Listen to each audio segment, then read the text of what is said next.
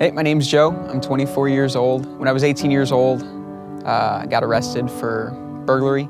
Got sentenced to 7 years in prison. Thankfully, I only had to do 5.5 of it in prison. I'm currently on parole, finishing it out right now. When I was growing up, I was in church. I knew about Jesus, but I didn't know Jesus. I thought being a Christian was you read the Bible, you pray, you go to church, you give to the church occasionally just to kind of keep them off your back. Then I went to prison, and when I went to prison, my worldview of Christianity it changed.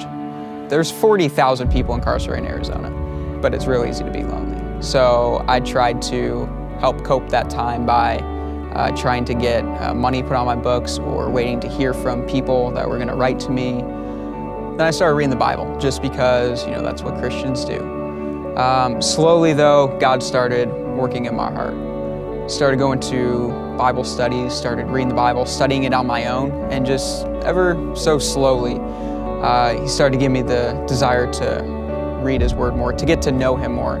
And it came to a point where I started developing a relationship with Him. It went from a smooth transition of head knowledge to a heartfelt desire for Him. And as I started studying the Bible a little bit more and more, going to the inmate-led Bible studies, and eventually I was asked to start teaching some of the Bible studies. And I think I probably learned more than anything that I taught, just because that personal one-on-one time studying the Word, God really sets you up.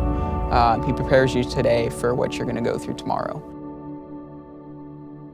It was just absolutely amazing the time I was able to spend with these guys, and just the impact that Jesus Christ and the Holy Spirit had on their lives, and how they've been brought free from addiction, from running the streets and trying to be someone, to a humble individual that says, I need Jesus Christ more than anything in my life. It was inspiring.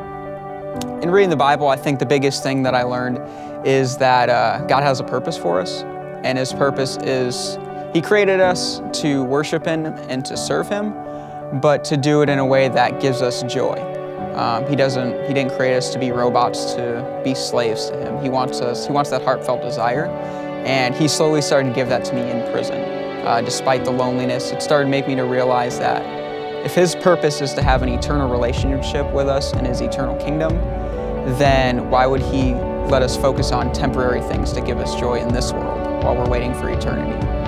So I realized that I didn't have to worry about mail, I didn't have to worry about money, I didn't have to worry about communicating with people in order to have joy. I learned that having a relationship with God and realizing that He's there for me no matter what, and if I read His Word, He's speaking to me every day, then that's where I can source my joy in, because He's always going to be there.